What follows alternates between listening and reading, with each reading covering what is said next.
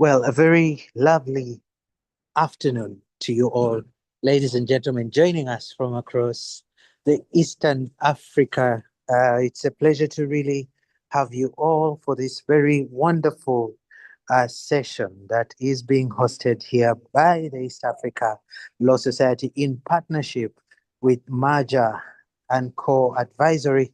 It's quite an esteemed honor to have you all for this session, and we are quite thrilled to host you this afternoon. Now, this afternoon, friends, we discuss a very pertinent topic, a topic that has been, in the peripheral of legal practice for long, and that is mastering anti-money laundering and illicit finance risks to protect your practice and your clients. Now, this area is an emerging area that we should all be paying close attention to as practitioners. And to take us through that session, ladies and gentlemen, is my very good friend and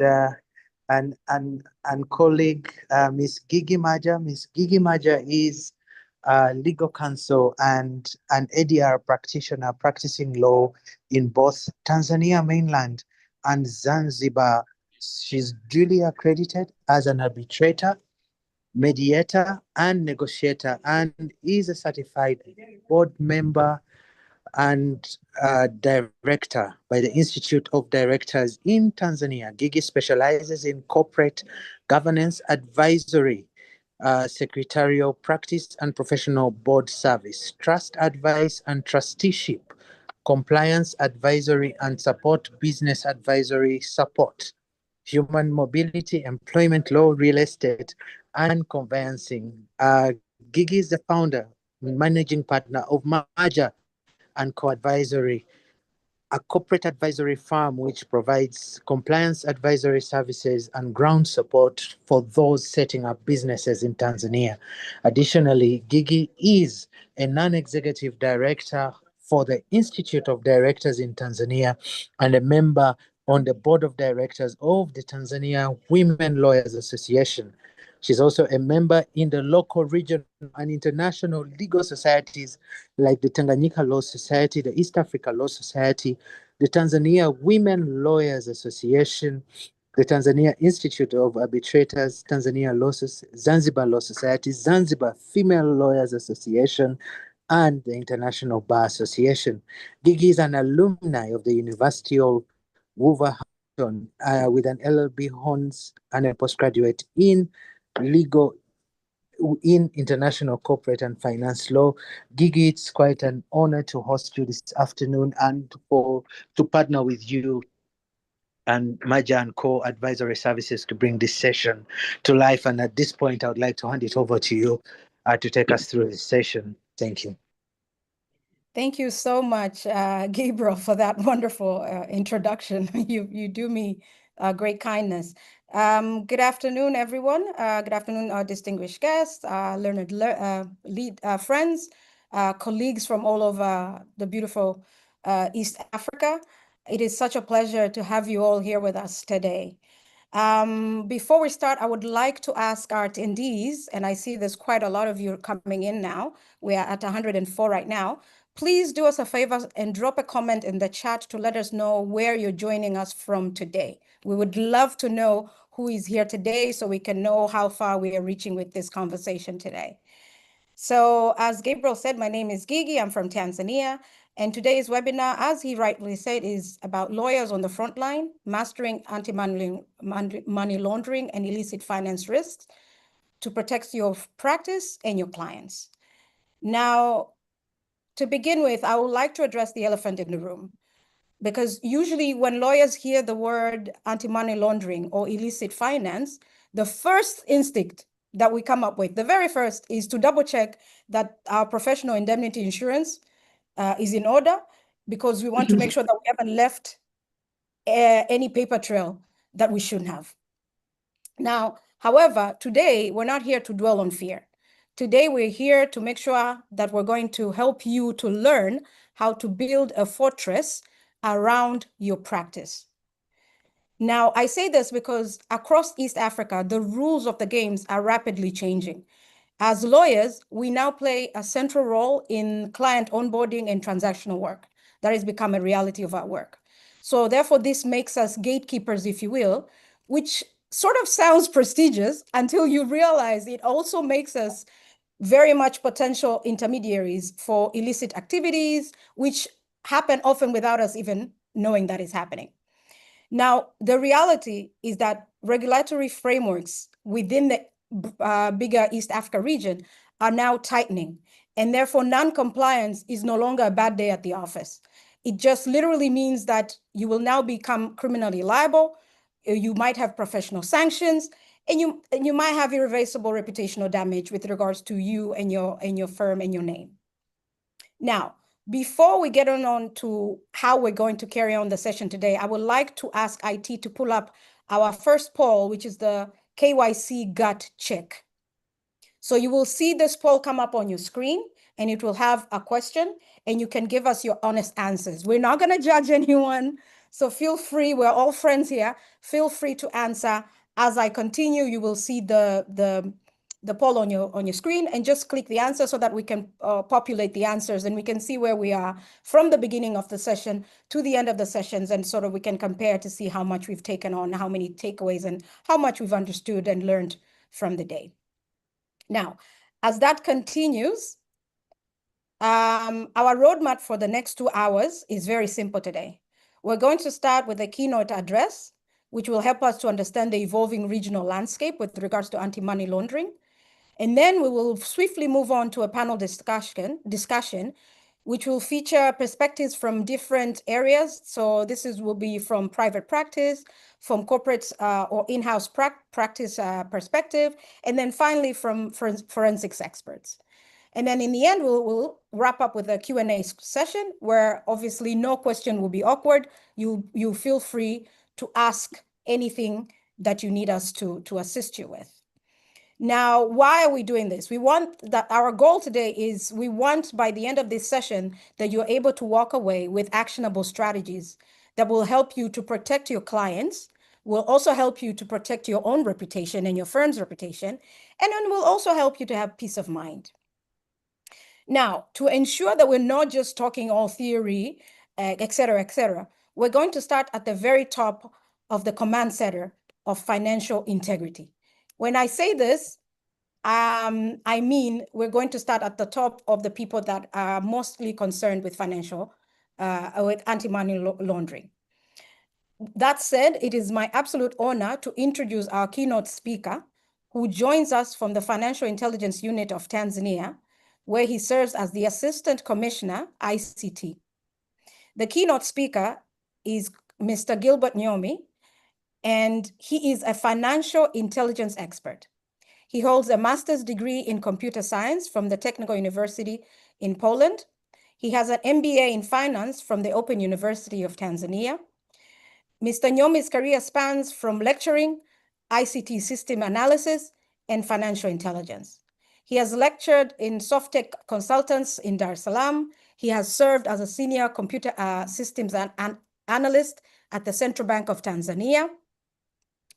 And since the year 2008, he has seconded to the FIU Tanzania, as I had mentioned, as the assistant commissioner. And his experience is inclusive. It includes financial analysis of suspicious transaction reports. It includes heading the compliance department of anti-money laundering supervision. It includes coordinating the Tanzania National MLFT risk assessment. It also includes leading the mutual evaluation of Tanzania, which was conducted by the Eastern and Southern African anti-money laundering group. Now, I know as I am talking, my dear colleagues and learned friends, you're going to be thinking, an ICT expert? Really, Gigi? I'm a lawyer. I'm still trying to figure out how I convert a PDF to anything. But colleagues, this is 2026. And money as we know it doesn't just talk. It leaves a clear digital trail. Now, our keynote speaker is the man who sees all these patterns way before we've even finished clicking send on a wire transfer. He is here to address us on the topic of the evolving anti-money laundering and illicit finance landscape in East Africa and implications for legal practice. Assistant Commissioner Gilbert Nyomi, please allow me to also congratulate you and the FIU Tanzania on getting Tanzania removed from the FATF gray list. And with that said, the virtual floor is yours, Assistant Commissioner. We are all ears. We promise that our trust accounts are ready for your wisdom. Please, Karibu, Commissioner, Assistant Commissioner. Thank you very much, Gigi. Can you hear me? Yes, we can hear you. Am I allowed to put the video on, or I have to speak without the video? No, you can put your video. We'd love to see you. Yeah. Sometimes it's good that you put a face behind the voice that you hear. Yes, definitely. Yeah. Okay, so thank you very much, Gigi, for that introduction, and thank you very much, East Africa Law Society, for inviting us. Without wasting time, I'm mindful that time is not much on our side. I'll go straight to my opening remarks, my keynote address, so that we save time for detailed discussions. And I will start as follows. Distinguished participants of this webinar, ladies and gentlemen, good afternoon. First and foremost, let me take this opportunity to thank God Almighty for blessing us with life and abundant health, as He has blessed us all. Second, on behalf of the Financial Intelligence Unit of the United Republic of Tanzania, I take this opportunity to thank the East Africa Law Society for inviting the FIU to address this esteemed gathering. Your finding the FIU worthwhile is highly appreciated, for which we express our sincere gratitude and appreciation. Third, let me take this opportunity to commend and salute legal professionals in the East Africa region for taking part in the war against money laundering, terrorist financing, and professional financing as key stakeholders. I consulted the FATF and SAMLAG literature, and I found that legal professionals from countries that comprise the esteemed East Africa Law Society are fully on board in this war. I am thankful because the same cannot be said of legal professionals in some other regions. In some regions, lawyers have stepped aside and have decided to watch other stakeholders combat money laundering, terrorist financing, and professional financing, while knowing fully well that the legal profession can be compromised and that it can be abused for money laundering, terrorist financing, and professional financing. I kindly urge legal professionals in the region to be steadfast in this war and to remain unwavering for the good of the region and for a future East Africa safe from money laundering, terrorist financing, and professional financing.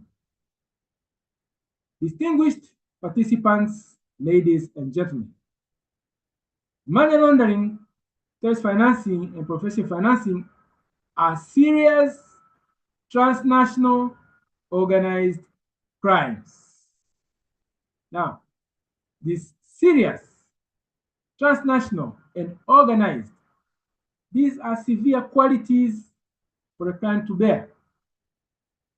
Such crimes do not happen by chance or accident. They are organized over lengthy periods of time, and the illicit techniques continue to be perfected over time. The crimes have devastating consequences, and criminals do not respect country borders. These are criminal activities that all governments must fight, and our respective East Africa governments are not exempted. Consequences of money laundering, test financing, and professional financing include, I have various bullets here. First bullet, increase in criminal activities which undermine the legitimate economic activities. Second, eroding the integrity of legal practices and financial institutions that are suspected of involvement in such crimes. Third, reduced tax revenue as money launderers operate underground and laundered money must be hidden from tax authorities. Fourth, threatening good governance and the integrity of institutions. This is especially the case when a country is faced with well-armed and sophisticated organized criminal gangs. Fifth, ruining competitiveness of the private sector, investment, and the economy. And last, undermining government efforts to attract quality investment. Distinguished participants, ladies and gentlemen, the Financial Action Task Force, which is the global standards setter tasked with setting standards for combating money laundering, tax financing, and professional financing, identified, among others, legal professionals as indispensable partners and stakeholders in the war against money laundering, tax financing, and professional financing. As per the FATF recommendations, legal professionals, as earlier said by Gigi, who are also known as gatekeepers, are required to report suspicious transactions to their respective FIUs when they provide services to clients in the following circumstances. I also have bullets here. First, when buying and selling real estate. Second, when managing client money, securities, or other assets. Third, during management of bank, savings, or securities accounts. Fourth, during organization of contributions for the creation, operation, or management of companies. Fifth, during creation, operation, or management of legal persons or arrangements. And sixth, when legal professionals, when buying and selling business entities. As further elaborated by the FATF, the above obligations apply to sole practitioners, partners, or employed professionals within professional firms. The obligations do not apply when a person provides legal services in-house as an employee of an entity that does not provide legal services, and do not apply to professionals working for government agencies. In addition, reporting is exempted where the relevant information is obtained in circumstances where it is subject to professional secrecy or legal professional privilege. And this is typically during legal advice or representation in litigation. Distinguished participants, ladies and gentlemen, the basic intent behind the FATF recommendations as it relates to legal professionals is to ensure that legal practice operations and services are not abused for facilitating criminal activities, and this is consistent with the role of legal professionals as guardians of justice and the rule of law. Dear participants, ladies and gentlemen, in order to prevent and combat money laundering, tax financing, and professional financing, the FATF, through its recommendations, requires stakeholders including legal professionals, to, among others. One, I have bullets here, some 4 of those bullets, to conduct customer due diligence. Second, to keep records. Third, to report suspicious transactions to the FIU. And fourth, to implement targeted financial sanctions. Now, over time, and as money laundering, test financing, and professional financing techniques evolved, the FATF introduced a new approach to counter the vices. That is the risk-based approach, which deserves closer attention in order to understand.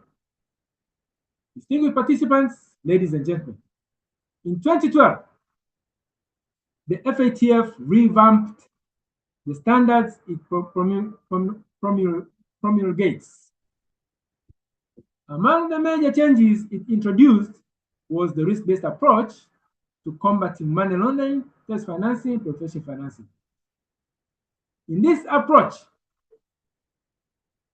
AML CFT stakeholders, including legal professionals, are required before embarking on the above enumerated tasks, those of customer due diligence, record keeping, etc., they are required to conduct risk assessments in order to identify, assess, and understand the risks, and to mitigate the risks.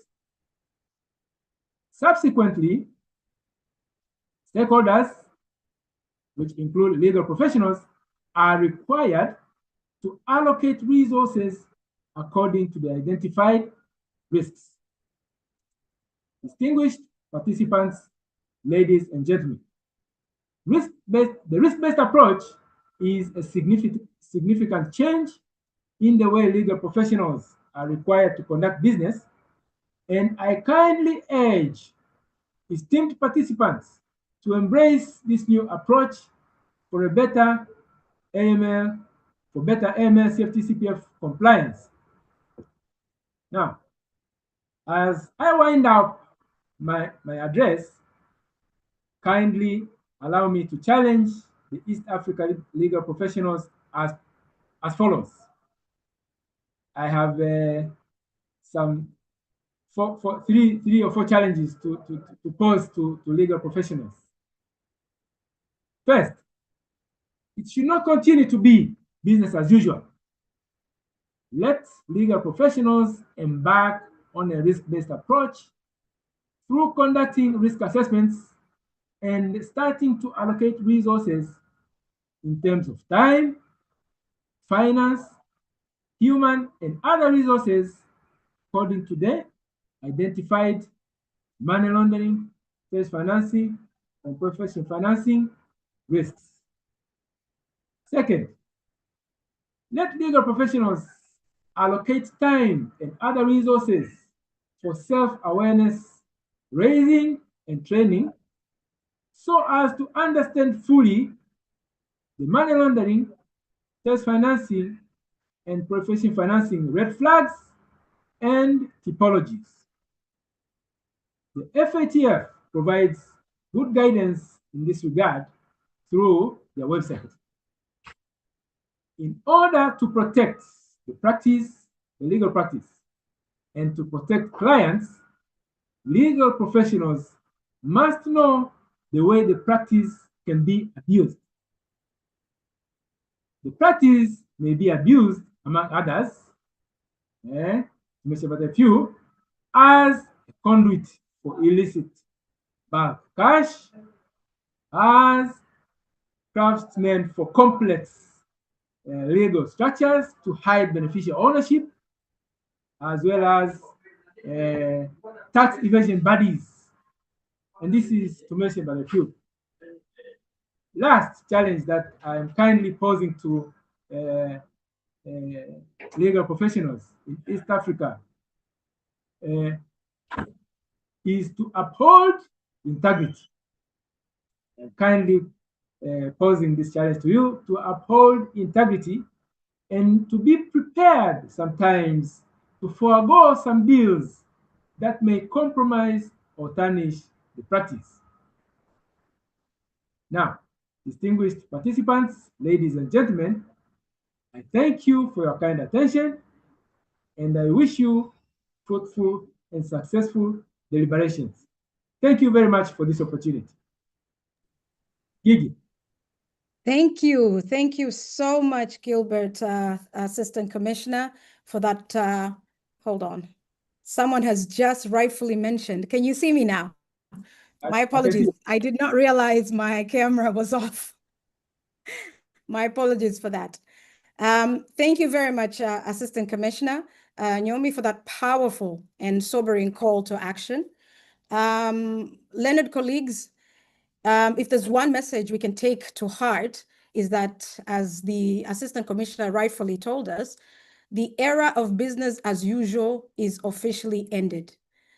Again, the Commissioner reminded us that as gatekeepers of the region's financial integrity, we are the frontliners. Now, I have noted on the chat, we have attendees from across the board, and I'm very happy about this mix. So far we have 162 attendees, and this is a mixture from Kenya, South Sudan, Uganda, Rwanda, Tanzania, and I even have some participants who are joining us from Dubai and Germany, who are members of the Rwanda and the Burundi Bar Associations. So thank you all for being with us. This is very exciting.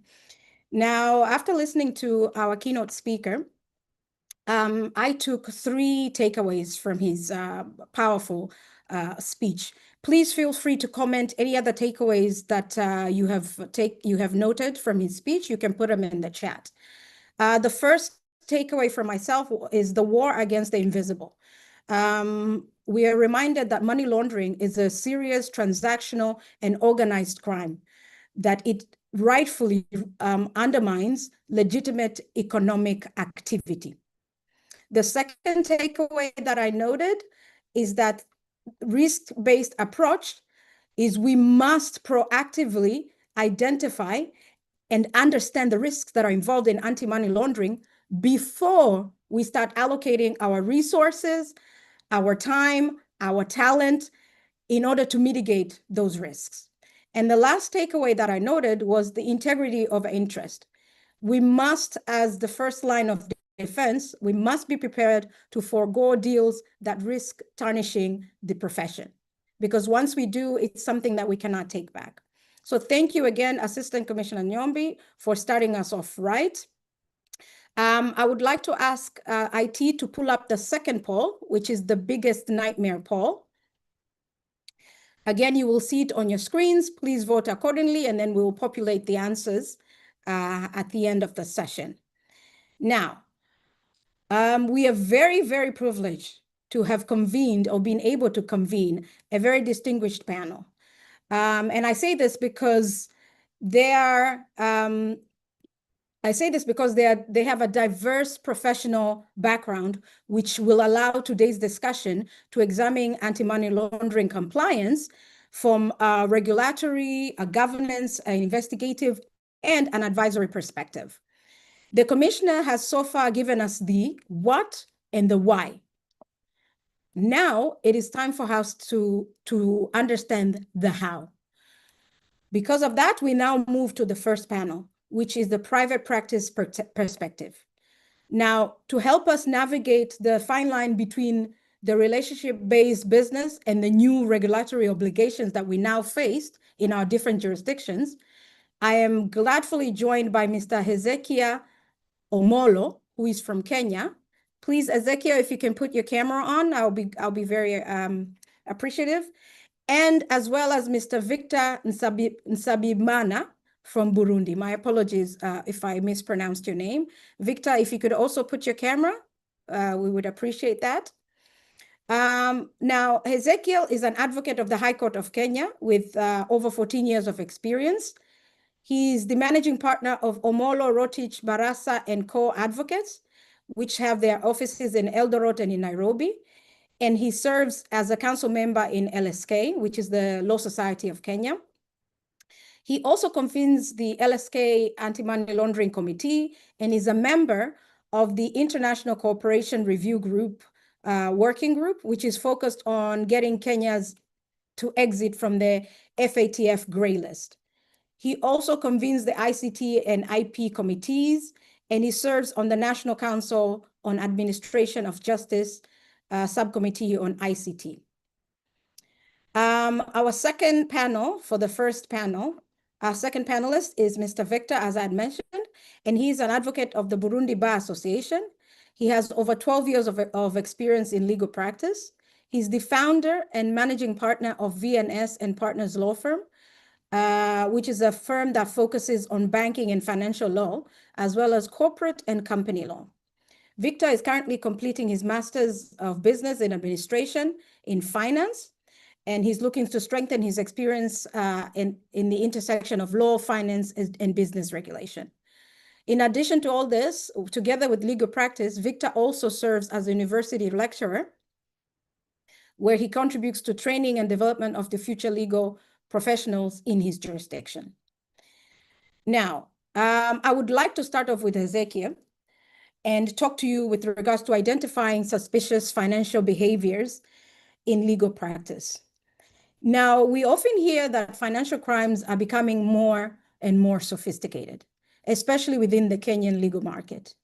Now, from your experience, Hezekiah, how has the definition of suspicious behavior evolved of recent? Is it still just a large suitcases of cash that people are carrying around, or are we seeing sort of a more subtle behavior patterns that advocates need to be more aware of during initial client meetings? Welcome, Hezekiah. Thank you so much, Gigi, and good afternoon to colleagues and fellow panelists. It's a pleasure to be here. I'm glad to be here. I'm currently in Eldoret, which is a very good town. You should visit someday. Yes. So on the issue of there's that issue of suspicious transactions, suspicious activity transactions, and all that. I think it is important that we realize as legal professionals that the world is changing, that things tend to evolve quite fast, as has been mentioned by our presenter, our main presenter, so that we should be able, as advocates, other than the issues of transactions in cash transactions and all that, we should be keep an eye on issues to do with, for example, the geography of where our potential clients come in. We are now in a globalized situation, a globalized village, so to speak. So it is very important that even as we are transacting, we are transacting with our clients. There's also another issue that we should also be keen on, and I think that is something that is changing. For example, in Kenya, we just enacted the Virtual Asset Service Providers Act, VASPs. We know that these days there's a lot of transactions that are no longer done in terms of cash, but in terms of virtual assets, things such as Bitcoin. So we should be very careful when dealing with the clients who are dealing with such. And then, of course, there's that element that in terms of issues when client due diligence has been done by a third party. For example, if we are doing transactions across borders, we should be very wary on whether that third party who is referring the client to us has done any client due diligence, and to what level have they done any client due diligence. I think those are areas that we should keep an eye on. It's no longer the case where a client would come to your office with a briefcase or a sack full of cash. Things are evolving. We should just be careful to pay attention to any red flags that might arise. Yes. Gigi?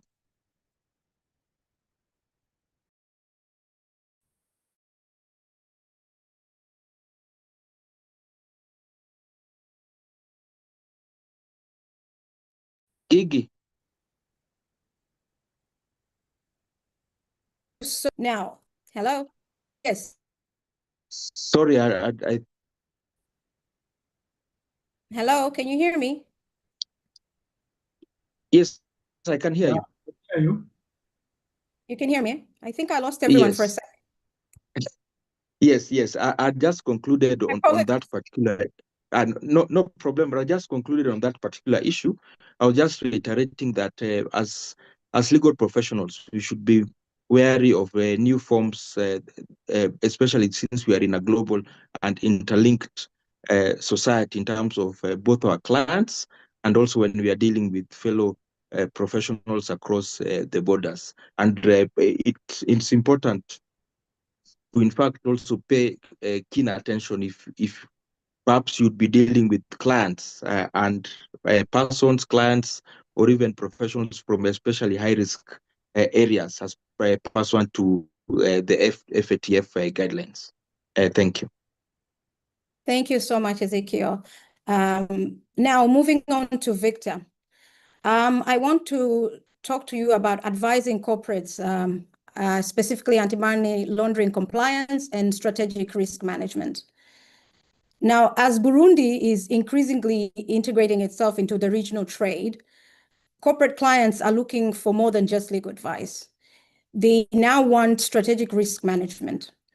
So, for example, when you're advising a corporate entity on a new venture, how do you then frame anti-money laundering compliance so that it's not as a regulatory sort of like a hurdle, but as a core component of their long-term business strategy and reputational safety?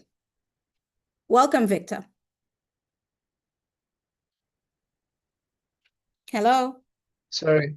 Good morning, Gigi. Sorry, my Hi, Victor. internet was off, so can you repeat the question if possible? Yeah, certainly, not a problem. Sorry to hear that. You can hear us now?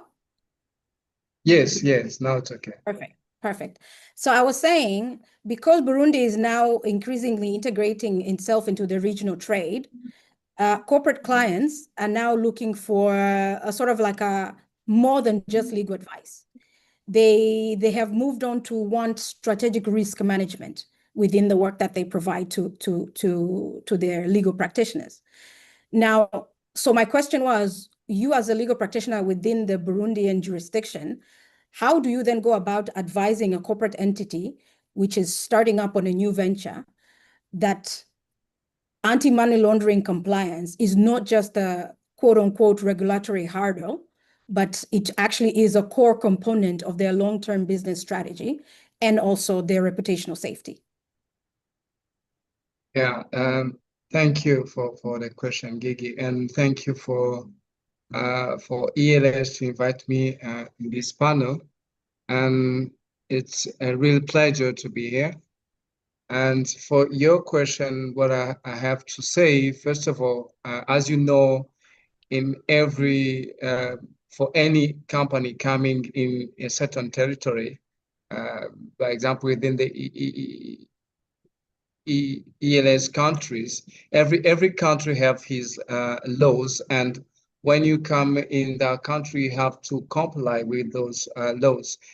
So that you may, first of all, to be implemented or registered in, and at the second level, your activity must be known or recognized as a licit one. When I say licit, it must be comply with the rules of that nation, because sometimes some activities can be just illicit in a certain country and be licit in the other countries. So you must observe those laws and be sure that you are complying with those laws so that you may be able to act on the markets of that country.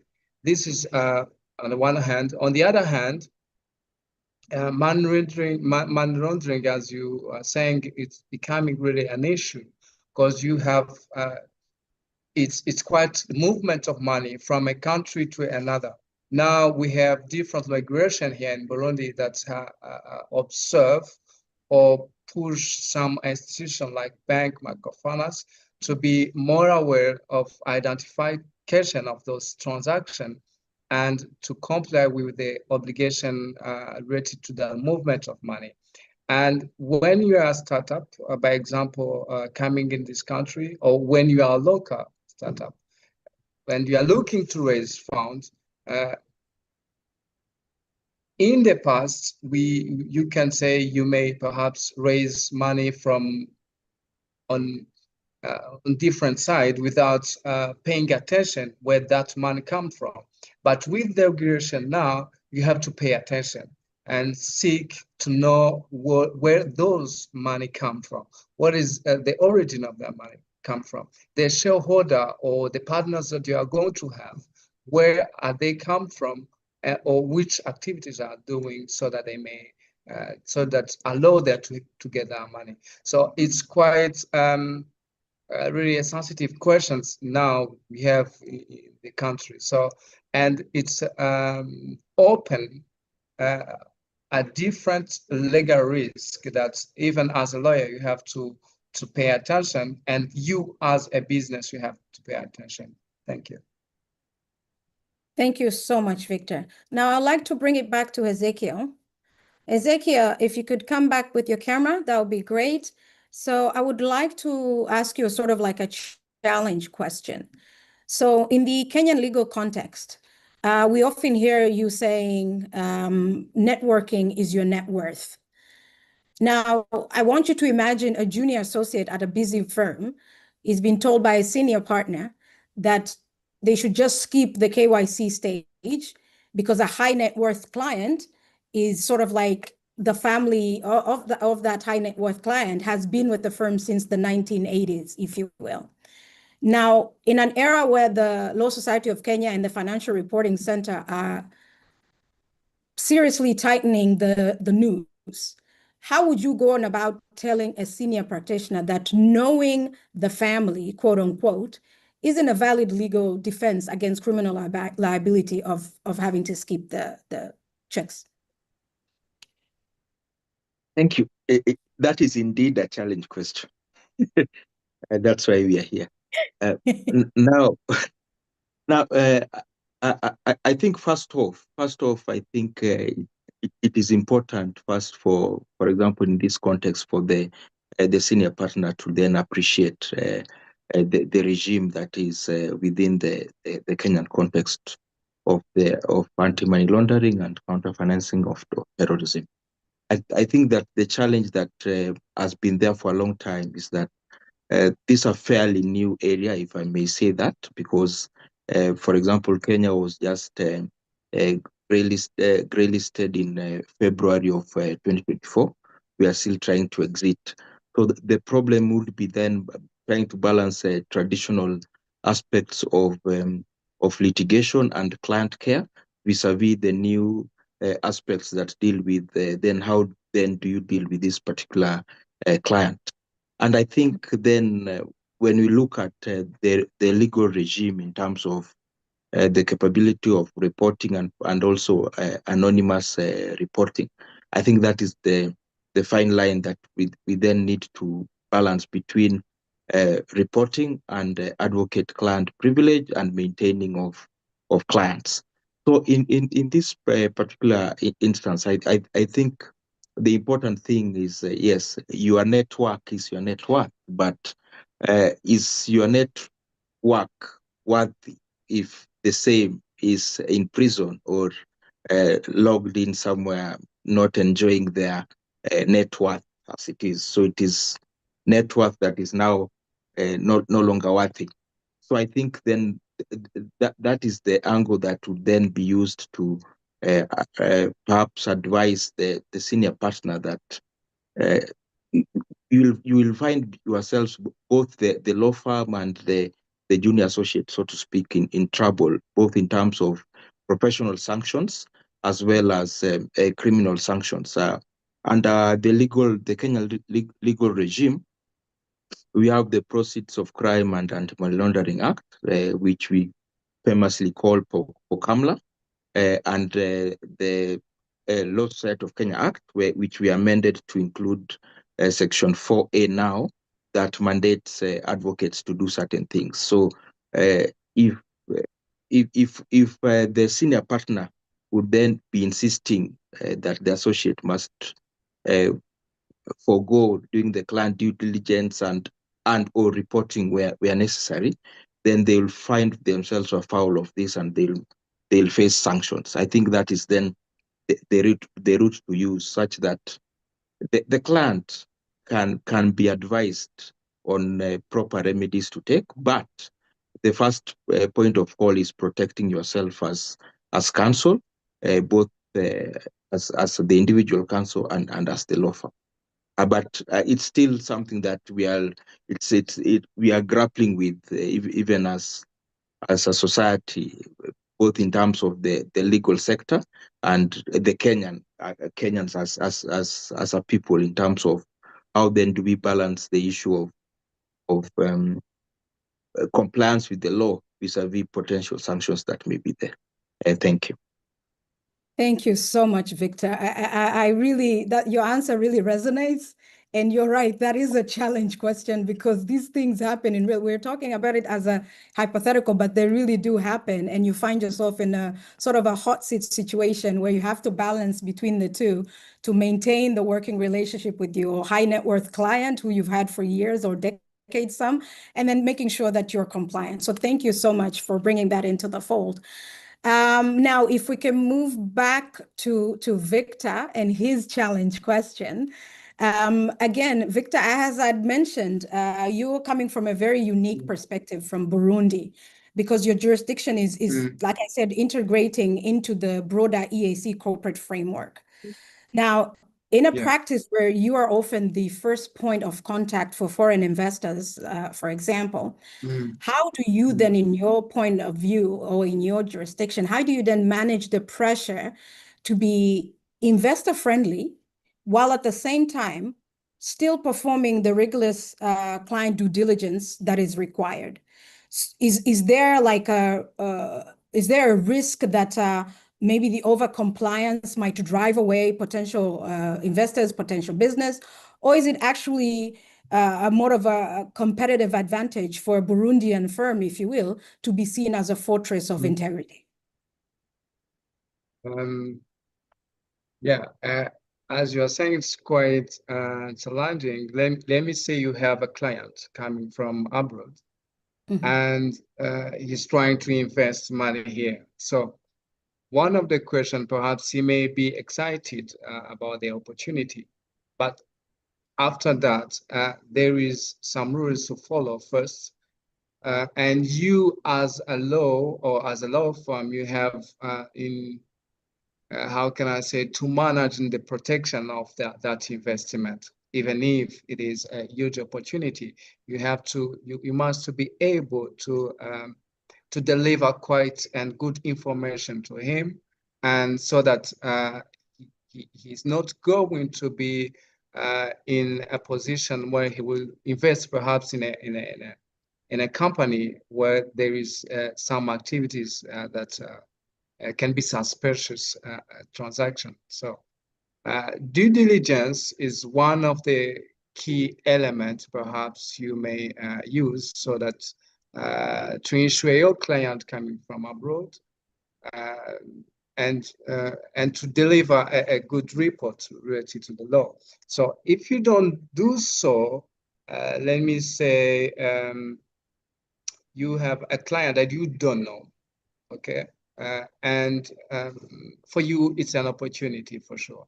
But how to assess a risk related to you as a lawyer that maybe could be involved in a money laundering transaction coming from abroad. So how can I say, you have to normally to know your client, but if you don't know him, just look to red flag that can show you that there is a problem with that client. And if possible, you stop working with the client. It's not easy, but you have to do so when it's come to do so. Yeah, thank you. Thank you so much, Victor. We've come to the end of our first panel, and I'd like to thank Ezekiel and Victor for your thought-provoking contributions. Now, let us move on to the second panel, which is with regards to corporate/in-house practice perspective. So we have now looked at the firm, if you will, and now let us look at the boardroom. With that said, joining us for this second panel is Mr. Rangarirai Chikova, who is from the Pan-African Lawyers Union, or PALU. Ranga, who has graciously allowed me to call him Ranga. Ranga is an economic governance officer within PALU's Good Governance and Rule of Law portfolio. He holds an honors degree in public administration from the University of Zimbabwe. He also has a master's in governance and public policy from the University of Passau, Germany. And he's also a fellow of the African Good Governance Network. Ranga has extensive experience in policy research, in program coordination, in advocacy on economic governance, in mineral resources governance, in illicit financial flows, and in tax justice.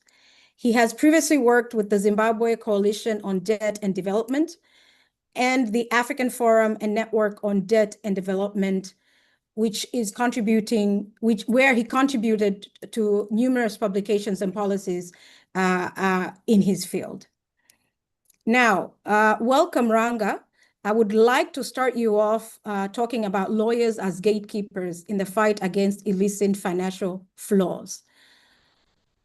As we've heard from the keynote speaker, the term gatekeeper is used extensively in international standards, like in the FATF recommendations, etc. Now, within the broader African context, what does this role actually mean for a lawyer's daily work? When I say this, I mean, how can practitioners from across the continent move from being passive observers, if you will, to becoming active first line of defense against illicit financial flows? Welcome, Ranga. Okay, thanks, Giki. Hello, everyone, and thanks to ELS for this invitation. So, to tackle the question that you've asked, let me begin by saying there's a general bias that when we're talking about professional enablers, usually lawyers, they are found wanting. So it is important to highlight that there are also lawyers who are progressive, who use their power, their knowledge, their influence, to combat illicit financial flows, to combat, money laundering. It's also important to highlight that it's a whole ecosystem with different professionals. So it's not just lawyers, but we also have other professionals. You talk of your accountants, your bankers, etc. So while not all the services of lawyers are directly, while not all services carried out by lawyers directly support money laundering or illicit financial flows, they are also crucial, in helping to combat corruption. Sorry, let me start again. It's okay. While not Take all your time. services carried out by lawyers directly support an edge of money laundering or illicit financial flows, they are also crucial in helping corrupt elites in the multinational corporations to engage in unfair tax practices, manifesting as aggressive tax planning, which is taking advantage of gray areas within the law and administration to unfairly minimize corporate tax liabilities. So lawyers do play a role, that facilitate illicit financial flow. For example, we have found that lawyers, they're involved in designing complex structures, establishment of shell companies that are notoriously known, for tax evasion, tax avoidance. They also structure, transactions where they provide advice to clients on how they can avoid paying tax. They also even provide legal cover to people who are well known, to be involved in financial crimes. And they also play double standards. For example, in Australia, lawyers were having engagements with the government, and the government wanted, to come up with a new tax. So some of these lawyers, they went and advised their clients, on how, they can reduce the tax burden. So I think it's important that lawyers need to balance their legal privilege, with public interest. Because usually when we talk about lawyers, what really comes prominent is about the issue of client confidentiality. So we need to understand that client confidentiality is not a blank check. It has its limitations. There are instances where information has to be disclosed. We also need to understand that client confidentiality is not just for lawyers, just like I mentioned in my introduction. It also applies to other professions. For example, we have accountants, auditors, bankers, and even so. One of the functions or the duties of lawyers is to maintain, confidentiality of client information. But you find out that this might impinge negatively on issues of illicit financial flows, money laundering, etc. So what this means is that lawyers cannot reveal information relating to their representation of clients unless the client gives consent. So lawyers can only divulge information after getting the permission from the client. So if divulging information about professional Ranga, privileges, they are problematic because you're breaking up a little. Can you repeat the so last maybe let sentence, me turn please? off. You're breaking up a little. Okay. So I was saying that if divulging information about a client may result in a client being hurt or injured, that information may be concealed. So if professional privileges are abused, it impedes justice, it shields wrongdoing, and it erodes public trust. So there's need to balance, professional privileges and public trust. So to balance this, it's important to understand that lawyers, they are officers of the court, and they should be in a position to report when a crime is to be committed, or a crime is being committed, or if a crime has already been committed. Once lawyers are aware of the money laundering that is happening or the IFF's risks, they need to implement rigorous client due diligence. Lawyers that enable illicit financial flows must be held accountable on an equivalent basis as to those that who have committed, the financial crimes. Within the legal fraternity, there are some rules, that are unwritten. So it's important to change those unwritten rules, the norms, etc., and promote ethical conduct and encourage lawyers to champion, sustainable development. It's also important to strengthen regulations for lawyers and call for an end to exemptions for law firms from reporting requirements. One thing that I've also picked is that it's important to have a code of conduct. For example, for bar associations, they can have a code of conduct that, okay, if lawyers do not sign those codes, then their licenses cannot be renewed. So in that way, we are also forcing lawyers, not only to understand issues of money laundering, but to ensure that in their conduct, they are not involved in issues of money laundering. I think I can stop here. Thanks.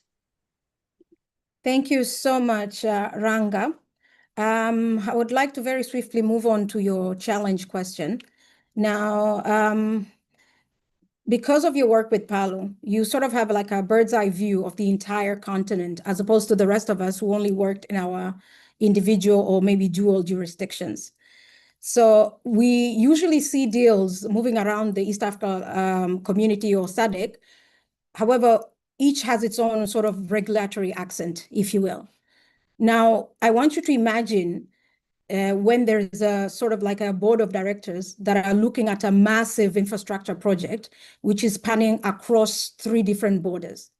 So when you have these kind of situations, these sort of a board of directors, they tend to see anti-money laundering compliance as sort of a cost center, if you will. So now, what happens when the quote unquote cost of due diligence starts nibbling away at the deal's profit margins? How would you then, from your experience with Palio and seeing the sort of the entire continent, how would you go on about convincing such a cross-border board that the most expensive deal that they will ever sign is the one that they will sign where they skip compliance checks? Okay. So let me start by saying that money laundering risks, they intensify significantly in cross-border transactions. And this is due to the fact that there are regulatory inconsistencies, technological gaps, and uneven enforcement across jurisdictions. So because of these challenges, there are notable risks, that we might need to look at. I think some of them the commissioner has alluded to them. So the first one is that illicit actors, they do what is called jurisdictional shopping. That is, they route their funds through countries that are weaker in anti-money laundering systems or to avoid detention. And then the second risk is that the delayed shade of suspicious information allows transactions to settle before red flags are even acted upon. And then illicit funds are layered, like they use different institutions, banks, etc. High-speed anonymous transfer reduce traceability and enable efficient cross-border layering and sanctions evasion. So these are some of the risks, that we need to understand that the weapon should we not have, or should governments, not invest in anti-money laundering efforts. So the implications of these risks is that they prevent, financial systems from being used. Like if governments and investors invest in anti-money laundering, they are bound to get more benefits, long run than the benefit that they can get from non-compliance. What I'm simply trying to say is that it's important for them to comply because there are a lot of benefits that accrue to them. For example, some of these benefits is that there's prevention of financial systems from being used for criminal activities. It reduces vulnerabilities in cross-border transactions. It protects financial integrity and stability. It mitigates regulatory, legal, and enforcement risks. And it also enhances investor and international partner confidence. So it's important that lawyers, understand money laundering and illicit financial flows, like what has been mentioned. The mechanics of these issues, they are constantly changing. And from what we have seen is that when lawyers are being said gatekeepers, we notice that some of them, they might not even know that whatever that they are doing is contributing to money laundering or illicit financial flows. Like the process is sort of fragmented. So it's important. The first thing is that lawyers need to have the capacity, to understand illicit financial flows and money laundering. Like just like what the commissioner said, it's important to shift, to strategic risk advisory. We need to understand some of these risks that I've mentioned, so that we find lasting solutions to the challenges that are happening. And then lawyers, they also need to participate in early stages of due diligence. For example, when you talk about beneficial ownership disclosure, we have new investors that want to invest in our countries. We need to know the actual faces that are behind those people, who is actually benefiting, from the investments that are happening. We also need to go an extra stage to say, are they related to any other companies? For example, what we have seen is that some companies might come, invest in a country, they're engaged in tax evasion, tax avoidance, etc. And then when they are caught, they go to another jurisdiction, they use another name. So it's still the same people, but using a different name. So it's important that lawyers are involved when they do their due diligence. They take into account issues of beneficial ownership disclosure. Then lawyers should also, advise on compliance frameworks, both to governments and to also, their clients. Then also lawyers can also integrate anti-money laundering consideration into contracts that are signed between governments, because most of these contracts that our governments enter into with investors, they are drafted by the lawyers. So just like what I said, if lawyers have the knowledge, the understanding of these issues, the mechanics of illicit financial flows, they are now in a position, to include some of these, consideration, so that we minimize chances of money laundering. Thanks. Thank you so much, Ranga, for your interesting contributions on the topic. We now finally can move on to the last panel, which is the third panel, which is on compliance and forensics perspective. Before we move on, I would like to just touch base on our first poll. We've populated the answers, and it seems 31% of the attendees on today's session did not know that you're supposed to be asking for proof. The rest, between asking every single time, others are feeling funny when it's someone they know, and 15% are straight up, it's business, it's the law, you always ask, it's not a problem for them. So I'm glad that the 31%, hopefully by the end of this session, you will be better placed on how and to go on about and action in your law firms. Now, the third panel, we have for you today the powerful duo of financial integrity. When I say this, I'm talking about Madam Fatma Simba, who is from Tanzania, and Ms. Caroline Kamau, who is from Kenya. Now, Madam Fatma Ayub Mwenyemvua Simba is a seasonal legal and regulatory affairs executive, and she has over 30 years of leadership experience in financial regulation, in legislative drafting, and in anti-money laundering supervision in Tanzania.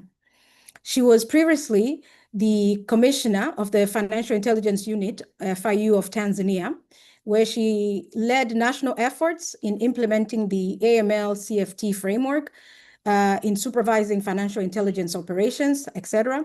And she also oversaw the development of Tanzania's risk-based approach, which had been mentioned before, to supervision.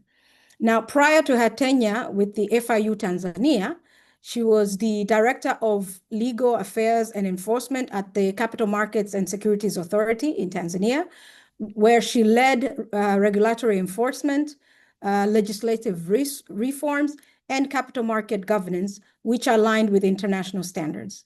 Madam Simba holds an MBA from ESAMI, an LLB from the University of Dar es Salaam, and a postgraduate diploma in advanced legislative drafting from the University of the West Indies in Barbados. Madam Simba has represented Tanzania in East and Southern African anti-money laundering groups and FATF forums, where she played a key role in strengthening Tanzania's anti-money laundering and CFT reforms and international compliance standing. Ms. Caroline Kamau is an advocate of the High Court of Kenya, and she has over 14 years of experience. She is a member of the Law Society of Kenya. She holds a Bachelor of Laws from Moi University. She has a Master's of Law from the University of the Western Cape, and she specializes in international anti-money laundering law, anti-corruption law, international criminal law, as well as transactional justice. Ms. Kamau is an alumni of the International Nuremberg Academy. She has worked in private practice with the Federation of Women Lawyers in Kenya, and currently she serves as the Ethics and Anti-Corruption Commission, and her work specifically focuses on strengthening governance, compliance, and anti-corruption frameworks. Now, I'd like to start with you, Madam Fatma. And I would like to talk about building effective anti-money laundering compliance systems within law firms. Now, the keynote speaker highlighted that the era of business as usual is now officially over, and that risk-based approach is now mandatory. For law firms in Tanzania, what are the fundamental building blocks of effective anti-money laundering appliance system do they need to have? Will this require, let's say, expensive software, or can a firm build such systems from robust culture of compliance and through better internal policies and staff training? Karibu, Madam Simba.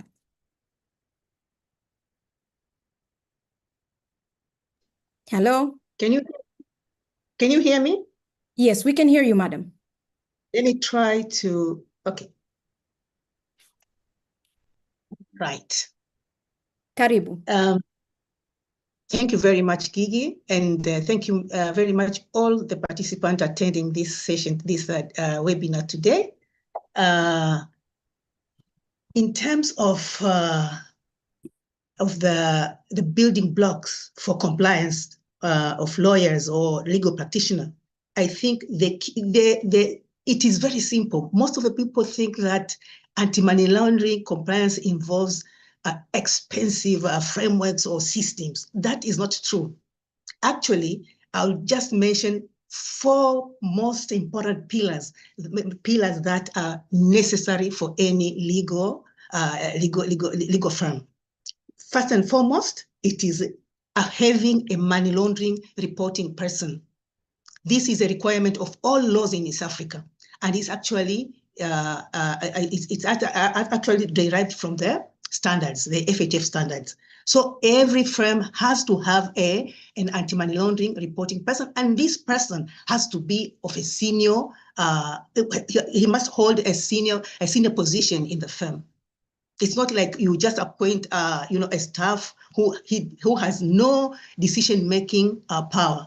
So the anti-money laundering officer has to be appointed in the firm. And how can it be simpler than, you just appoint one of your partner to be a money laundering officer and foresee all the transactions that your firm is doing. Second, you have to have a comprehensive anti-money laundering, counter financing of terrorism, and counter financing of profession policy. It has to be there. It has to be written. It's a written document. It has to be there. And this policy actually is, let me just put on my glasses first because I'm reading from my notes. The policy is actually a master document outlining the firm's commitment, scope, and adherence to the national laws and the FATF standards. Is that hard, really? Just have a policy. I think most of us are very, very experts in drafting policies. So the second thing that a law firm needs to have in place is the comprehensive AML, CFT, and CFP policy.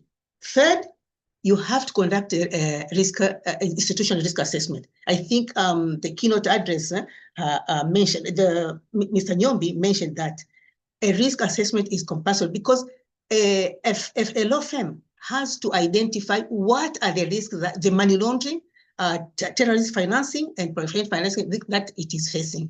So it is necessary. And to tell you the truth, in my years of experience with the FATF, I think most of the reporting persons generally, even the big financial institutions, are grappling very much on developing institution or conducting institutional risk assessment. It's simple process just to do it because the law, most of the laws, like I know the Tanzanian law, I know the Kenyan law, Ugandan law, they all have the parameters, they have specified the parameters on which a firm can conduct its institutional risk assessment.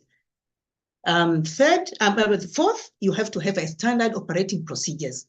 Standard operating procedures, I think all the law firms have their own standard operating procedures. Now, what you need is to ensure that your standard operating procedures, they include AML CFT issues, including CDD and EDD, that is customer due diligence, and extended due diligence for high-risk customers. You also have to have internal reporting of the STRs or the STA, suspicious transaction activities of the firm. And the internal escalation procedure, they have to be included in your standard operating procedures. You also have to have record keeping protocols and also staff training programs. Is that really hard? You see, it is very simple. So those things are, and these are the key ones.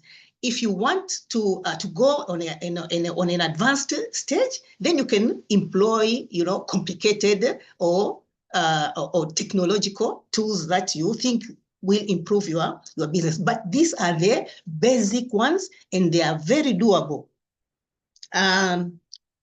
Finally, but not least, is there, you have to also on an annual basis, you have to conduct independent AML, CFT, and CFP audit of your systems and all the operations of your business. So these are the basic pillars, and they are very simple, and I think they are very doable. We don't have to be scared. It is very, and I know most of my colleagues, my lady brothers and sisters, you are very much capable. These are the things that they can be done without, the clicking of your fingers. So, Gigi, those are the key pillars for an AML CFT program of a law firm. Thank you so much, Madam Simba. I'm taking notes, and I will come back to this, but I really appreciate, because usually we do tend to think that this is, like you mentioned, we think it's complicated. We think we require all these expensive softwares, etc., only to find out it's really quite simple, and it's across the board, not just in one jurisdiction. So thank you so much, Madam Simba. Now, I would like to bring in Caroline.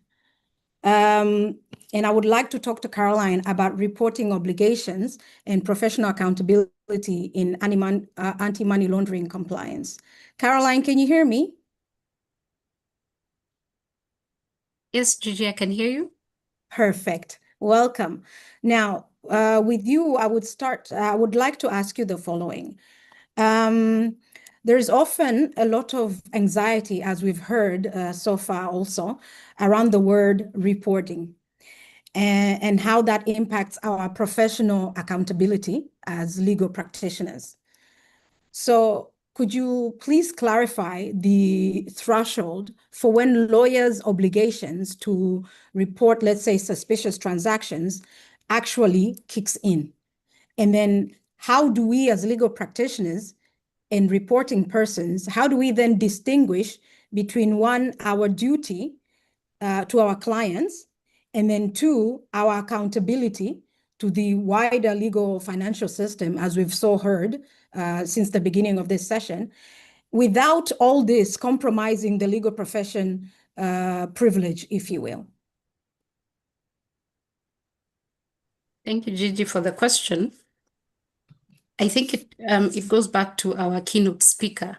He indicated that there are certain transactions, because it's basically not all transactions require reporting or trigger the reporting obligations by lawyers.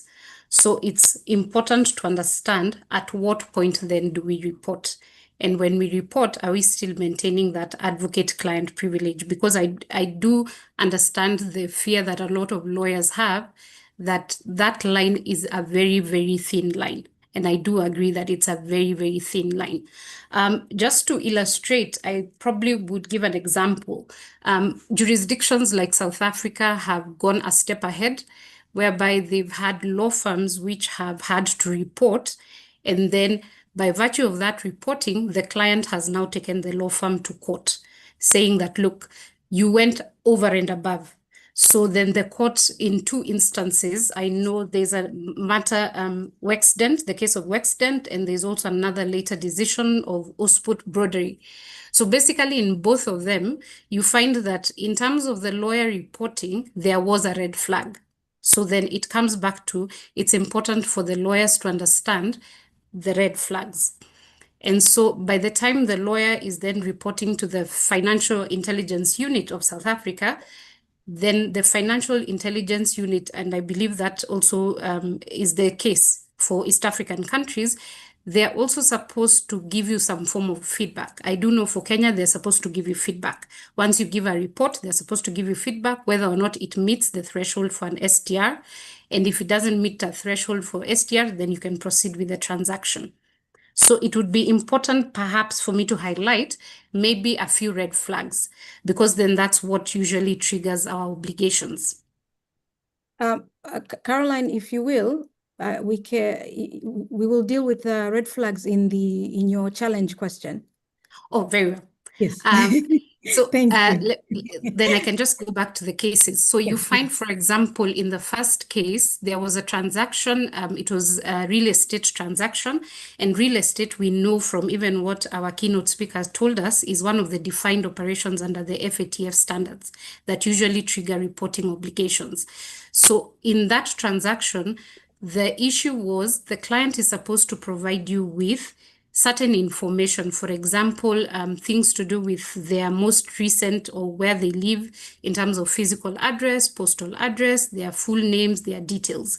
In South Africa, which I know is a bit different from our jurisdiction, you're even supposed to present to the council who's assisting you utility bills. That means electricity, water, that have probably your details and physical address and whatnot.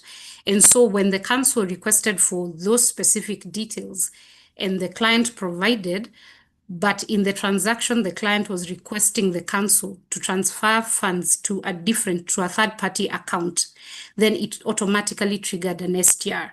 And so when they reported, the Financial Intelligence Unit never responded to say whether or not they ought to proceed with the transaction.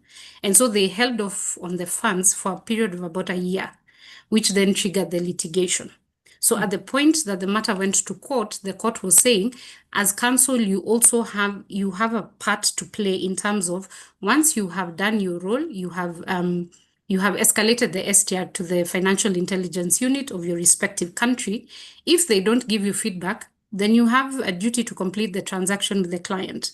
Or if, for example, you are holding clients' funds in your client account, you have a duty and an obligation to release the funds to the respective client. So then you cannot also, as a counsel, be overzealous and retain funds belonging to a client on account of the fact that you're trying to comply with AML obligations. So it's a fine line. But also, once you understand the risks, you understand the red flags, it becomes a bit easier to know where to draw that line. Thank you. Thank you so much, Caroline. We really appreciate that. And sorry for interrupting you there while you were imparting us with your knowledge. Now, I would like to move on, like I mentioned, to the challenge question. As you're aware, us as lawyers, we often treat trust accounts as a little black box protected by privilege. We're always thinking that a tiny ledger or so is always more or less enough to keep the regulators away. Now, for both Madam Simba and yourself, Caroline, you've seen the forensic side when things have gone wrong and gone wrong badly. So what I would like to know is when you two are looking through law firm records, for example, what is the one innocent looking entry, if you will? I don't know, maybe a simple reimbursement or round up sum from a retainer that immediately for you acts as a massive red flag for a forensic investigator. Can I start with Madam Simba, please? Yeah. Gigi, that is a tall order. There are so many, yeah, it is a very tall order. That's why I just asked for one, just for one. So many red flags. But for me, actually, in the trust account of a legal firm, I would look for, I look for complex legal structures as your clients. Your clients that are having complex legal structure is an area that most of the lawyers, I think, they do not appreciate that this is where actually the problem is. Why would a client have a complex structure? Why not have just a straightforward structure that is very clear and understandable? Yeah, you find some of the clients having corporate structure which are very, very complicated, including NPOs, I don't know, trusts, everything is just a complicated. So for me, that is an area that lawyers should not ignore at all. Secondly, it's with respect of politically exposed persons. I think they get a lot of they get away with bloodied hands with no reason at all. Yes, yeah. Most of the lawyers, I think they are, I don't know if they're scared or I don't know, but we understand how much our politically exposed persons are corrupt, and they actually channel their corruption money through the legal firms. This is very obvious. We hear a lot of scandals in our countries, in all of our East African countries, and they involve politically exposed persons, and actually they get away with no punishment at all. So those are the areas that but also I would look for real estate transaction in our region is really a problem. You find clients having a lot, and this real estate, for example, in Tanzania, they actually deal in cash. And the persons who are assisting them in the purchase of the property are lawyers. But you don't see a number of STRs coming from lawyers relating to real estate. So real estate is still a very big problem. I don't know how, but maybe we should challenge lawyers and see what others are saying in terms of following up and reporting on cash dealings with real estate in our jurisdictions. Yeah, I think basically I would look for those three areas. I think this problematic in our region and especially in Tanzania, and something needs to be done. Thank you so much, Madam Simba. Caroline, same question to you. Can you give me one example of a red flag that jumps out at you, please? Am I audible? Yes. Yes, you are. In terms of the red flags, when it comes to trusts, I would be looking more at nominees. You find that in a lot of instances, you'll find that trusts or even companies, you find the same director is being nominated across board over several companies. Those companies are not interlinked or related, or even in the trust. Or you find it's even a professional person who's been appointed or nominated to sit in the board of a trust. But when you try to link that person to, for example, the profile or the purpose of the trust, you find that there's a disconnect there. So that would be one of the key things I would be looking at when I'm looking at trusts. And I'm looking at trusts, especially when it comes to asset management for purposes of inheritance and wealth and things like that. When it comes to trusts as client accounts, the one thing that I would be very keen on would be third-party transactions, whereby the instructing client is not the same person who probably is paying settlement funds for that particular transaction. So in those two areas, I would definitely be looking at it in terms of there's a problem here. Thank you. Thank you so much, Caroline, for that. Allow me to report on the second poll And the second poll was on the biggest nightmare, which was which of the following keeps you up at night regarding anti-money laundering compliance. So 3% say the sheer volume of paperwork and red tape. 16% say reputational damage, being in the front news. 50% say professional sanctions and losing my practicing certificate. And 32% say criminal liability and the handcuff factor. Thank you all for participating in the polls as we go on. I would like to now move on to the Q&A session. But before we move on to the Q&A session, I want us to do the final poll, which is the compliance culture poll. So IT will populate the poll on your screens again, and please go ahead and do that as we proceed, and we'll give you the populated response from those. Now, having heard from the keynote speaker, having heard from our wonderful, diverse panelists from all the different perspectives, I would like now to open the Q&A. I would like to open the floor for your questions. You can either raise your hand and we will unmute your mic, or you can type in the Q&A. Please do not type in the chat because we won't be able to keep track of that. Please type in your questions in the Q&A window.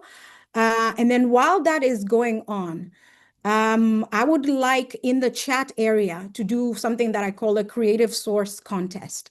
I want us to comment on the chat area. What is the most creative explanation a client has ever given you as their source of wealth or source of income? Please don't put any names. We need you to protect your clients, but please, in the meantime, if you could let us know in the chat the most creative explanation you've ever heard, because we want to hear who is going to win this that had received the most ridiculous explanation for a source of income or a source of wealth from your clients. Now, I'm going to, like I said, the floor is open. I do not see any hands that are raised. So what I'll do is I will start with the Q&A to see if there's any questions in the Q&A. If you can all hear me, anyone with a question, please raise your hand. There's a raised hand, Gigi. There's a raised hand. I don't see it on my side. Hold on. Sheila Kambita Amani. Oh, Sheila, yes, I see her now. Thank you. Sheila, your mic is, can you unmute your mic, please, and go ahead? Hello, Sheila, can you hear me?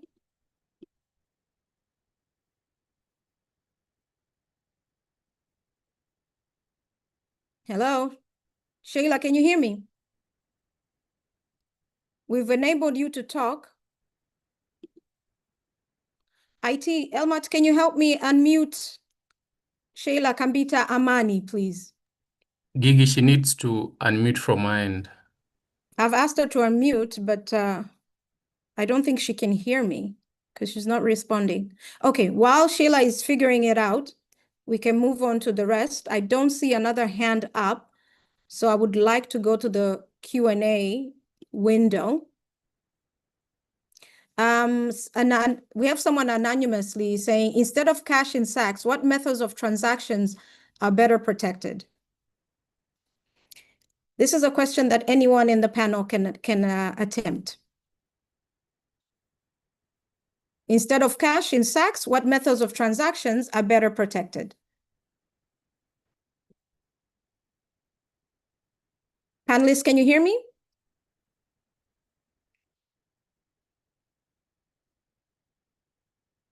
Okay, I guess I will have to pick. Hezekiah, can you take this question? I can hear you. Can you take this question? Instead of cash in sacks, what methods of transactions are better protected? Okay. I think, Thank you. thank you so much. Generally, in terms of your protection as an advocate, you need scenarios where that particular transaction can be traced, can have a paper trail. So the best, the ones that are protected would generally be where banks or other general financial institutions are involved. That would be the short answer to that. Thank you so much, Ezekiel. I don't see another hand raised. And there is no any other question. Let me just check on the chat in case anyone has put in a question in the chat. One second. No, I don't see any questions in the chat. Okay, Gigi, there was a Yes. question that has been asked. Actually, two questions. The first one reads, where do we draw the line on advocate-client privilege and reporting suspicious activity? Thank And you, Ranga. then the other one is on ongoing efforts to adjust rules surrounding advocate-client privileges to support the evolving arena of anti-money laundering compliance. So I had given a short answer in the chat to say, on paper, yes, you can actually draw a line, you know. The line can be drawn based on whether the lawyer is providing a legal advice or is actually participating or is advising, with a financial or a transaction service. Just like what I mentioned to say, if you look at the chain of illicit financial flows, it's fragmented. There are various stages that are involved. So what we have noticed is that perpetrators, they take advantage of that and then they just use a lawyer for a specific role. Like they just give them a narrow role. For example, one lawyer may just be used, to create a company, to register a company. That's it. They might not know what that company is going to be used. And in many cases, these are shell companies that are being created. And then you find out that at some stage, you find out that a client might ask a lawyer to do an analysis, of the tax frameworks to say what are the gaps between, what are the gaps, within the law, that are existing. The lawyer doing that analysis might not understand that whatever information that is coming out from that analysis, is going to be used, for tax evasion and tax avoidance. So on paper, yes, you can tell that there's a line, but in practice, it's really difficult. So that's why I said it's important for lawyers to understand the whole value chain so that whatever specific task or what they are focusing on, they're in a position to understand, the next phase, what the information is going to be used for, what the company that they formed, is going to be used for, etc. And then in doing so, they also need to take into account some of the factors, that have been mentioned. For example, who is creating that company, who is requiring service that they are giving. For example, is it a politically exposed person? In illicit financial flows, you've actually noted that most of the perpetrators, they are politically exposed persons. Then the business that is also involved. Taking the example for Kenya, if you notice that there's someone who was wanting to invest in real estate, chances are high that they could be involved in money laundering. So it's important to consider these factors and risks, to know whether there's going to be money laundering, IFFs, etc. Or not. Then in terms of efforts at the continental level, because of FATF, it is exerting pressure on most of our countries to amend or to put in place anti-money laundering laws. So in that process, what I have noticed that most of the countries that have anti-money laundering acts, they are now requiring, lawyers, to be reporting institutions. They are also forcing lawyers to report on suspicious transactions. And the trends are also, also seen in Europe. We talk of the UK, etc. They've put in place, how do I call it? Like they're expanding the anti-money laundering duties for lawyers to report on suspicious activities. They are also, putting conditions where privilege applies when it comes to anti-money laundering and where it doesn't apply. So the trend that we are seeing is that yes, there is some progress, towards making lawyers divulge important information. But what we have not seen, or what is not happening, is that no country has formally abolished, advocate client privilege. Is still there, but there are efforts, to ensure that lawyers are in a position to divulge some of the information, around money laundering and illicit financial flows. Thanks. Thank you so much for that, Ranga. We have another question. Someone is saying on the chat, I still do not understand how lawyers being reporting persons is in duplicity for wire transactions. If banks clear transactions, the advocate should not be questioned again. Gilbert, can you answer this question for us, please? Hello, Gilbert? Yeah, Gigi. Hello, I can hear you. Yes. Can you answer that question? Normally, legal professionals are required to report suspicious transactions and cash transactions, but electronic funds transfers, because I'm trying to look at wire transfers. Wire transfers have to do with financial institutions normally. Wire transfers, those have to do with financial institutions. And when we talk of wire transfers, normally you are talking about something like a bank sending money from one institution to the other and so on. Those are wire transfers. That's an American terminology. I wonder if there are legislations in East Africa which require legal professionals to report on wire transfer. I don't know whether I'm understanding this clearly or not. Normally, legal professionals are required to report cash transactions, and the FATF standards require that if someone will be handling cash in the excess of 10,000 US dollars or more, or its equivalent in any currency, then they report. But then again, this depends on the legislation, the actual legislation in the country on the threshold that they've put in place. Legal professionals should normally report cash. Wire transfers, that is electronic funds transfers and so on and so on. Those are for financial institutions. Now, if there is a country which is requiring legal professionals to deal with wire transfers, they don't have the systems in the first place. Maybe what is being confused here is to explain what the funds are for. If someone is going to deposit money in a bank or any other financial institution, when they get to be asked what is this money about, what is the purpose of the transaction, I don't know whether that is the case or what, but the wire transfers have to do with financial institutions. Thank you so much, Gilbert.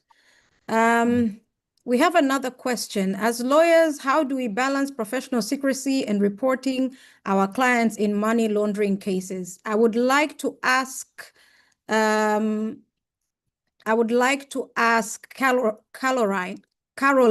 my apologies, to respond to this. How do we balance professional secrecy and reporting our clients in money laundering cases? Caroline, can you hear me? Yes.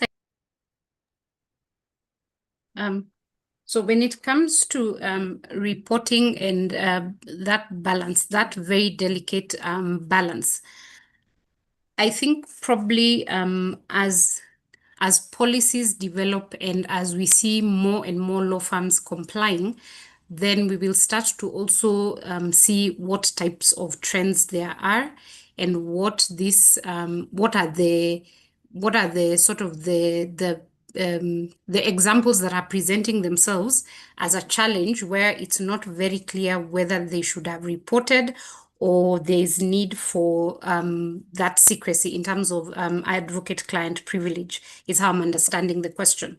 But basically, I think, again, it goes back to understanding at what point do you report. And this is where I would say, look at probably the risk factors. In one of the speakers, I remember they were talking about, you look at the geographical type. Is the client coming from a gray listed country, or the client is on a sanctions list? Number two, you look at what type of client it is. Is this a politically exposed person or an associate of a politically exposed person? Look at, are they able to explain the source of funds? Are they able to explain the source of wealth? Look at things like, what is the transaction about? Is it a high value real estate transaction? Does it go over the reporting threshold? If you have a number of these sort of check boxes, and you check each one of them, and this client is ticking all the boxes of being a high risk client, then definitely that tells you that transaction ought to be reported. So I think if you use sort of a kind of checklist method, then it becomes a bit clearer. When do I report? When do I not report? And again, like Madam Simba said, it's important. It's very important to also have a money laundering reporting or compliance officer, and somebody who's at a very a high level in the law firm, because they also get an additional responsibility of looking at, for example, when you're onboarding a client, they sort of are this next step in terms of the vetting of this client or the vetting of this transaction, so that if they don't sign off on the transaction, or for lack of a better word, if they don't approve of the transaction, then you definitely know there's going to be a sort of this is a transaction where there is a red flag or there is a gap where you might need to do some enhanced due diligence over the transaction, over the client.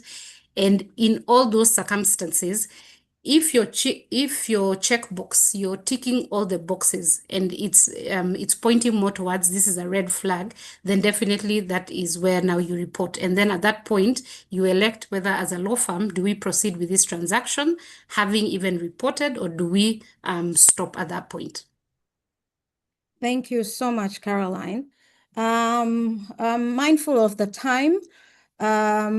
Since I don't see any other questions from the chat or from the Q&A window, I would like to call on our keynote speaker to give us just parting words to sort of close up on what we've been discussing today, just for 1 minute. Karibu, Gilbert. Hello. Thank you, Gigi. Thank you. Thank you very much again for the opportunity to take part in this webinar. And on behalf of the FIU, I want to thank you once again. And because we don't tend to get much chances to be with lawyers, so this is quite a good opportunity for us. But lawyers, you are complicated. Please, just embark on, get on with it, please. We will do our best, Gilbert. You're very good in whatever you do, and just like your profession, you're very good at challenging things. So I'm kindly requesting you not to challenge things so much.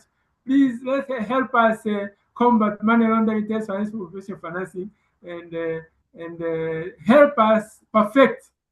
And actually, the FATF has given a lot of room for lawyers to come forth, and if they see places where there is room for improvement, come forth and recommend. Yeah, so I'm kindly requesting that we all go ahead and combat money laundering, professional financing, and so that to build better communities for ourselves. Thank you very much. Thank you so much, Gilbert. You're right. We are brothers in this fight, and we will work. We will forge to work together in this. I would like to call on Victor from Burundi just 1 minute, please. Closing remarks. Just 1 minute, please. I'm very mindful of the time. Yeah, thank you very much, Gigi.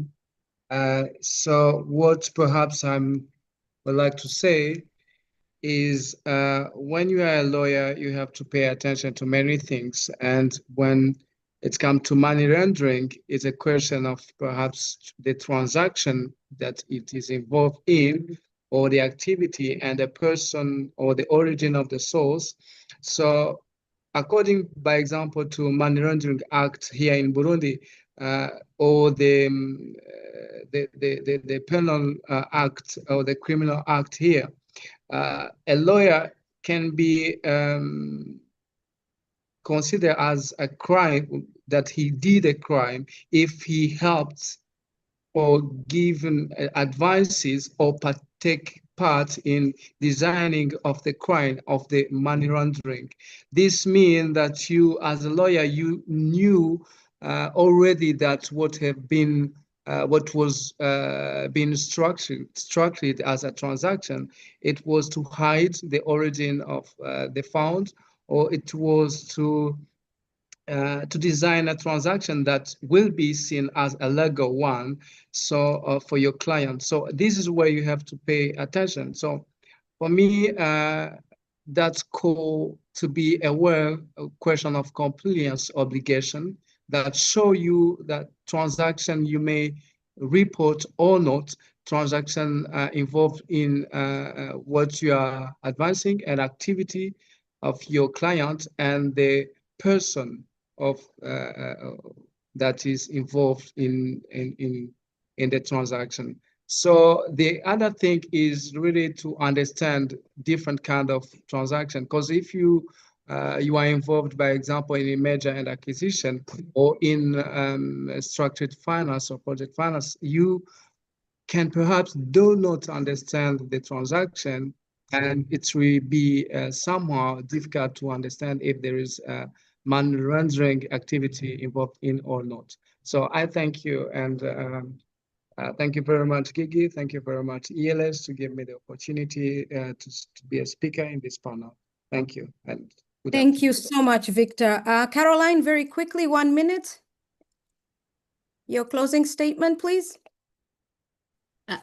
Thank you, Gigi. Mine would be just a challenge to the lawyers that when it comes to combating money laundering, terrorist financing, and the financing of proliferation of weapons of mass destruction, really as an advocate and as your highest duty, I'm sure even when you are being admitted to the bar, is to stay true to the law. So my call to action would probably be that in this fight that we are having, really it's a battle between your professional ethics and profits. So we hope that you choose the right one. Thank you. Thank you so much, Caroline, and you're so timely. I love that. Hezekiah, you're next. Closing remarks, very quickly, please. Mindful of the time. Thank you so much. I want to thank the panel, the ELS for this and for this opportunity. Mine is in effect to echo what Carol has said in terms of we have a higher duty in terms of advocates, in terms of our oath to office and all that. At the end of the day, the issue of just looking at money is not the only issue. Your ethics matter. Your ethics matter, and that should count for something. Thank you so much. Thank you so much, Ezekiel. Finally, Madam Simba, closing remarks from yourself, please. Mindful of the time. Okay, Welcome. from me, I'll just say that compliance protects your integrity, and therefore, beyond avoiding fines or effective money laundering, anti-money laundering, counter financing of proliferation, and counter financing of terrorism, these issues, they protect your firm's reputation and the financial system in general. So I think we have no alternative than to comply. So please let us persevere and ensure that we are compliant. Thank you very much. Thank you so much, Madam Simba. Now, as we draw this session to a close, I'd like to leave us with 5 shielding thoughts that I've been noting all throughout the session. The first one being that we are the gatekeepers. So compliance is our primary defense against professional sanctions. That is a given. Number 2, spot red flags. High risks hide in trust accounts and in client onboarding.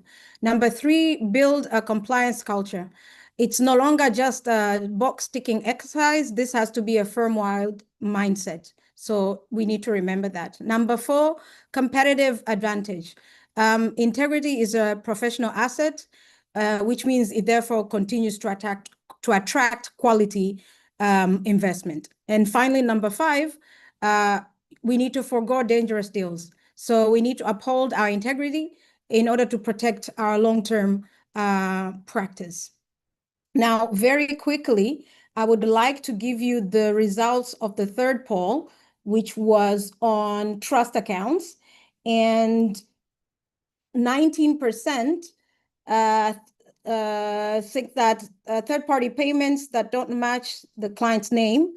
22% was on funds arriving from offshore jurisdictions. 31% was on clients using the account as a temporary bank for quick transfers. And 28% was large sums deposits with no clear legal matters attached. On the last poll, which was on compliance culture, if you can hear me, 14% they didn't know about whether we were supposed to have compliance policies. 24% were on the firefighter mode. 49% say it's a work in progress. They're trying to do their best. And then finally, 14% actually have the policies in their firms.